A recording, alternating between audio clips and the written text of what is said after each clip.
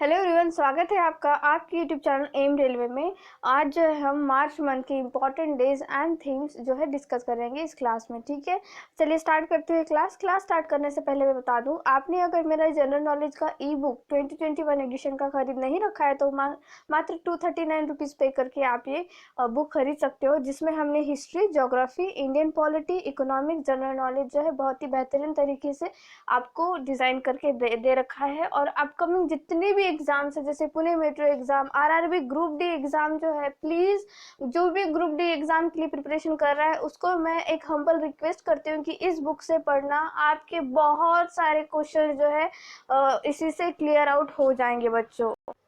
आगे हम जो न्यू एडिशन लाएंगे, जो हमारा अभी एंड ऑफ दी सीजन, या कह सकते हो कि अभी इस मंथ के एंड में हम लोगों ने इसमें थोड़ा सा एडिशन करना है, जैसे बायोलॉजी, इन्वायरमेंट वगैरह एडिशन करना है हमें। वो बुक आते ही आप लोगों ने जो है आरआरसी ग्रुप डी उसके लिए अच्छे से इससे पढ़ सकते हो, और एनटीपीसी सीबीटी 2 के लिए। ठीक है, ये बुक आपके लिए बहुत ही बढ़िया बुक है, तो मात्र 239 रुपीज़ में खरीद लेना। ओके बच्चों, चलिए स्टार्ट करते हैं। और प्लीज़ चैनल को सब्सक्राइब कर कीजिए, क्योंकि कुछ भी इम्पोर्टेंट न्यूज़ अगर होती है पुणे मेट्रो रिलेटेड, अभी पोस्टमैन से रिलेटेड कुछ अगर न्यूज़ आती है, हमारे रिसोर्सेज से अगर मुझे कुछ पता चलता है तो मैं तुरंत आपको बता दूँ। इसीलिए आपको सब्सक्राइब करके रखना है मेरे चैनल को और बेल आइकन प्रेस कर देना है बच्चों। ओके, चलिए स्टार्ट करते हैं। 3 March 2021 is celebrated as World Wildlife Day. हर साल 3 मार्च को वर्ल्ड वाइल्ड लाइफ डे करके सेलिब्रेट किया जाता है। मोस्ट इंपॉर्टेंट क्वेश्चन है ये, मोस्ट इंपॉर्टेंट, हमेशा पूछा जाता है, तो प्लीज याद रखना। मैंने आपसे कहा था कि कुछ चुनिंदा ऐसे डेज होते हैं, जैसे वाटर डे, ठीक है, अर्थ डे, इन्वायरमेंट डे, है ना, योगा डे। तो ऐसे कुछ चुनिंदा जो डेज होते हैं, ठीक है, जो जिसके बिना कोई भी पेपर निकलता ही नहीं है, वैसे डेज ही मैं आपको पढ़ाती हूँ। और मैं उसी डेज पे थोड़ा सा ज़्यादा जोर दे के बताती हूँ कि बच्चे ये इंपॉर्टेंट है, आपको याद करना है। तो ये 3 मार्च मोस्ट इंपॉर्टेंट है, वर्ल्ड वाइल्ड लाइफ डे, ये आपको याद ही कर लेना है। ठीक है, और इसका जो थीम था इस साल का था forest and livelihoods sustaining people and planet. Okay, forest and livelihood sustaining people and planet, तो इसका आपको थीम भी याद रखना है। 4 March is celebrated as National Security Day. ठीक है, राष्ट्रीय सुरक्षा दिवस, एंड इसकी थीम है it is in honour of the Indian security forces. Okay, ये आपको याद रखना है। 8 मार्च मोस्ट इंपॉर्टेंट, 8 मार्च के बारे में भी बहुत ज्यादा पूछा जाता है कि इंटरनेशनल वुमेन्स डे कब सेलिब्रेट किया जाता है, 8 मार्च एवरी ईयर। इस साल की थीम क्या है, ये इंपॉर्टेंट है, थीम पूछी जाएगी इस साल, तो याद रखो थीम क्या है। Women in leadership achieving an equal future in कोविड-19 वर्ल्ड। क्या है? Women in leadership achieving equal future in कोविड-19 world. 11th March is celebrated as world kidney day. ठीक है, वर्ल्ड किडनी डे, और इसकी थीम क्या थी? Living well with kidney disease. ठीक है, living well with kidney disease. 15th March is celebrated as World Consumer Right Day. World consumer right day, और इस साल की थीम थी टैकल प्लास्टिक पोल्यूशन। ठीक है, टैकल। आप सोच रहे होंगे कि वर्ल्ड कंज्यूमर राइट डे का ऐसा कैसा थीम रखा गया है, tackle plastic pollution, but plastic pollution जो है हमारे लाइफ में बहुत ही ज़्यादा अफेक्ट कर रहा है। ये बहुत ही एक अग्रेसिव इश्यू बन चुका है, इसीलिए हर साल आप लोगों ने देखना कि कोई ना कोई डे का थीम प्लास्टिक पोल्यूशन पे होता ही है। लास्ट टू लास्ट ईयर भी, ठीक है, लास्ट ईयर और उसके पहले जब चाइना ने वर्ल्ड इन्वायरमेंट डे सेलिब्रेट किया था तो उन्होंने भी किया था बीट प्लास्टिक पोल्यूशन। हमने जब सेलिब्रेट किया था तो हमने भी किया था प्लास्टिक पोल्यूशन डेंजरस, ऐसे करके एक थीम रखी गई थी। तो प्लास्टिक पोल्यूशन बहुत ज़्यादा डेंजरस है, आगे जाके इसके ऊपर क्वेश्चंस बनेंगे ही बनेंगे। तो प्लीज़ बच्चों, आपको ये ध्यान रखना है, वर्ल्ड कंज्यूमर राइट डे जो हर साल 15 मार्च को मनाया जाता है, उसकी इस साल की थीम क्या थी? Tackle plastic pollution. ठीक है, टैकल प्लास्टिक पोल्यूशन। नेक्स्ट है 16 मार्च को मनाया जाता है नेशनल वैक्सीनेशन डे। इस साल ये डे मोस्ट इम्पॉर्टेंट है। क्यों पूछे? क्योंकि वैक्सीनेशन के बारे में बातें चल रही है, ठीक है।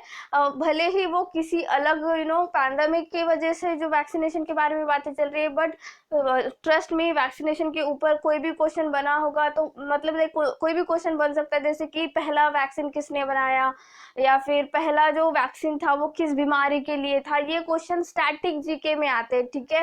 तो आपको वो साइंटिस्ट का नाम याद रखना है, कौन सी बीमारी के लिए था, किस साल वैक्सीनेशन आया था, ओरल वैक्सीनेशन था या डोज के फॉर्म में था, कैसा था, आपको सब कुछ वो याद करना है। साइंस के जब क्लासेस होंगे तब मैं आपको बता दूंगी, वो सिखा दूंगी।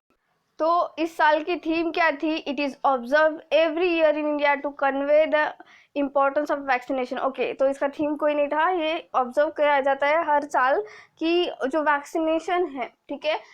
इंद्रधनुष, बहुत सारे लोगों को पता होगा, इंद्रधनुष करके स्कीम है हमारी इंडिया की, जिसमें पहले तो 7 ही वैक्सीन कवर अप किए जाते थे, पर अभी +2 कर दिए गए हैं। मतलब 9 वैक्सीन जो है, जो बेबीज, इन्फेंट बेबीज होते हैं, उन लोगों को उनके I think first of month से लेके 5 साल तक वैक्सीनेशन किया जाता है। पोलियो का डोज जैसे होता है, बट ये ये पोलियो का डोज क्या है? ओरल वैक्सीनेशन है, ठीक है। और ये वैक्सीनेशन कैसे? इंजेक्शन के थ्रू दिया जाता है। तो आपको ये भी क्वेश्चन बन सकता है कि इंद्रधनुष 2.0 जो हाल फिलहाल स्कीम है, ये स्कीम 2015 से ही चलती आ रही है, बट इसमें इंद्रधनुष से आपको ऐसा लगेगा कि जो है सिर्फ और सिर्फ 7 वैक्सीन के बारे में बात हो रही है। नहीं, अब इसमें 2 वैक्सीन जुड़ चुके हैं, जैसे रोटा वायरस वाला वैक्सीन जुड़ चुका है, जापानीज इंसेफ्लाइटिस के जो वैक्सीन है वो भी जुड़ चुका है। और जापानीज इंसेफ्लाइटिस के बाद मतलब नाम जिक्र आ ही चुका है। तो मैं बता दूं, जो उत्तर प्रदेश है, उत्तर प्रदेश में बहुत ही ज़्यादा बच्चे जो है जे की वजह से, जापानीज इंसेफ्लाइटिस की वजह से मरते हैं। और वहाँ पे उत्तर प्रदेश में हर साल एक कैंपेन चलता है, दस्तक कैंपेन, ठीक है। और हमेशा हर साल किसी न किसी एग्जाम का ये क्वेश्चन बनता ही है कि ये जो दस्तक कैंपेन है ये कौन सा स्टेट चलाता है या किस बारे में है ये। तो याद रखिए, जो दस्तक कैंपेन है वो उत्तर प्रदेश चलाता है, जो कि अवेयरनेस फैलाने के लिए है कि जापानीज इंसेफ्लाइटिस क्यों होता है, उससे बचने के क्या क्या तरीके हैं, ठीक है बच्चों। तो ऐसे क्वेश्चन बनते हैं, इंटरलिंक करके पढ़ो बच्चों के। 20 मार्च, तो 20 मार्च को इंटरनेशनल हैप्पीनेस डे सेलिब्रेट किया जाता है। ये इतना इम्पोर्टेंट नहीं है, फिर भी आपने इसको बस एक बार पढ़ लेना है। इसकी थीम क्या थी इस साल की? Keep calm, stay wise, be kind. क्या थी? Keep calm, stay wise, be kind. Okay, next है 22 March, World Water Day. Most important, किसी भी एग्जाम में आप लोग एक्सपेक्ट कर सकते हो कि ये क्वेश्चन बनेगा ही बनेगा। वर्ल्ड वाटर डे 22 मार्च। बच्चे कंफ्यूज कब हो जाते हैं? 22 अप्रैल और 22 मार्च में। 22 अप्रैल जो है वो वर्ल्ड अर्थ डे करके सेलिब्रेट किया जाता है, और 22 मार्च जो है वो वर्ल्ड वाटर डे करके सेलिब्रेट करते हैं, ठीक है बच्चों। तो याद रखो, वाटर डे का इस साल का थीम क्या था? वॉल्यूम वाटर, ठीक है, उसको महत्व देना, पानी को महत्व देना, ठीक है। अल्टीमेटली पानी ही नहीं तो हम नहीं, है ना। नेक्स्ट है 23 मार्च, तो वर्ल्ड मेट्रोलॉजिकल डे। ये मेट्रोलॉजिकल डे, इस साल की थीम क्या थी? The ocean, our climate and weather, ठीक है।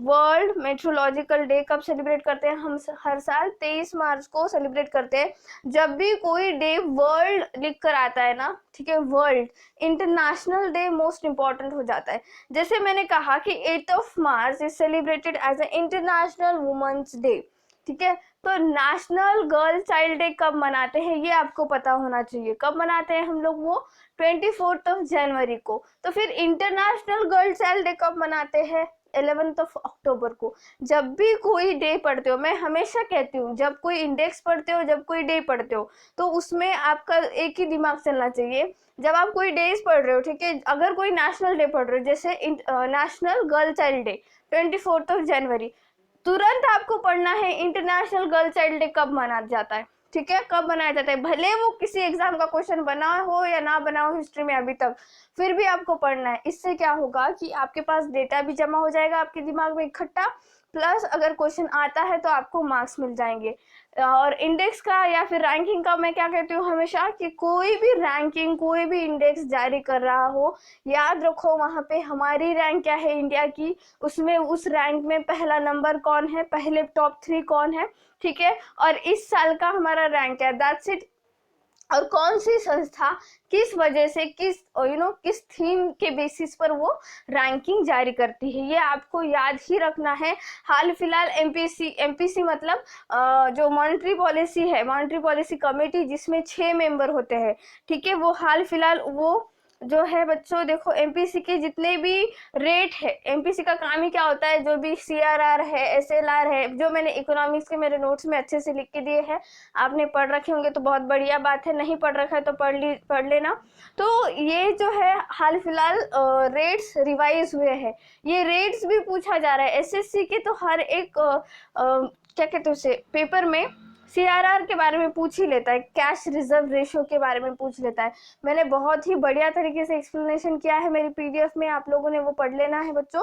तो ये जो मॉनेटरी पॉलिसी कमेटी होती है इसमें 6 मेंबर होते हैं, 3 मेंबर जो होते हैं वो आरबीआई की तरफ से होते हैं और 3 मेंबर जो होते हैं वो सरकार की तरफ से जाते हैं, जो भी गवर्नमेंट है हाल फिलहाल, ठीक है, वो गवर्नमेंट की तरफ से 3 लोग जाते हैं और 3 जो मेंबर होते हैं वो आरबीआई की तरफ से होते हैं। और इसका हेड कौन होता है, हेड होता है गवर्नर, और गवर्नर के पास जो होते हैं इसके पास एक्चुअली 2 वोट होते हैं, एक वोट तो नॉर्मल वाला होता है और एक वोट ऐसा होता है कि सपोज टाई हो रहा है, 3 वोट यस के लिए आ रहे, 3 वोट नो के लिए आ रहे, तो गवर्नर का जो वोट होता है वो मोस्ट इंपॉर्टेंट होता है फैसला लेने के लिए, ठीक है।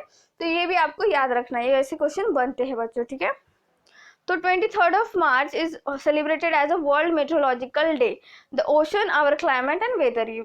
24th of March most important आपको ये याद रखना है, वर्ल्ड ट्यूबरकुलोसिस डे, ठीक है। वर्ल्ड टीबी डे कब मनाया जाता है, 24th of March 2021।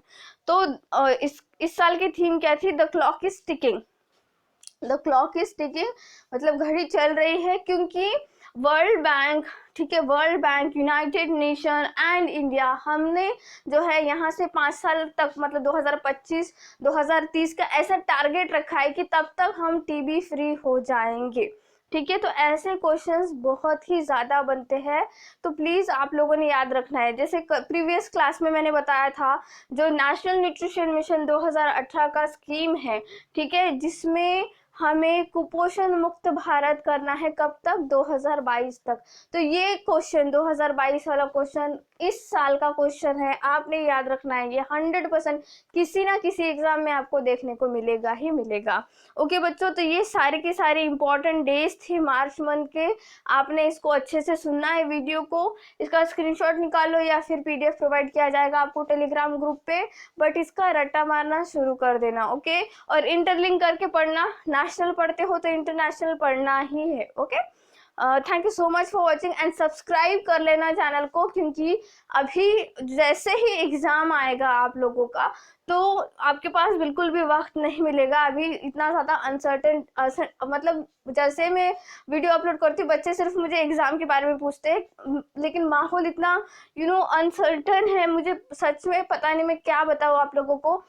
बट जिस तरह से एग्ज़ाम, जैसे ऑफलाइन एग्जाम होने वाले 12th एंड 10th स्टैंडर्ड के, तो एक आशा की किरण लग रही है मुझे कि आपके जो भी पेपर बाकी है अभी, ठीक है, पोस्टमैन वाले बच्चे, पुणे मेट्रो के बच्चे, आप लोगों के भी पेपर हो ही जाएंगे, ठीक है, क्योंकि एनटीपीसी का एग्जाम पोस्टपोन नहीं हुआ है, इसीलिए मुझे एक आशा की किरण दिखाई दे रही है। तो ये आपके भी एग्ज़ाम जल्द से जल्द होंगे, तो प्लीज़ आप सिर्फ और सिर्फ स्टडी कीजिए, बाकी कुछ भी मत सोचिए, ओके। मैं समझ सकती हूँ आप लोगों को कैसा माहौल है, आप लोगों के दिमाग में क्या चल रहा है कि होगा या नहीं एग्ज़ाम, हम पढ़ाई करें या नहीं, बट और भी क्या ऑप्शन है हमारे पास, हमें पढ़ना ही होगा, ओके बच्चों। Thank you so much for watching, please subscribe my channel, share this video, like this video and please keep revising. Thank you.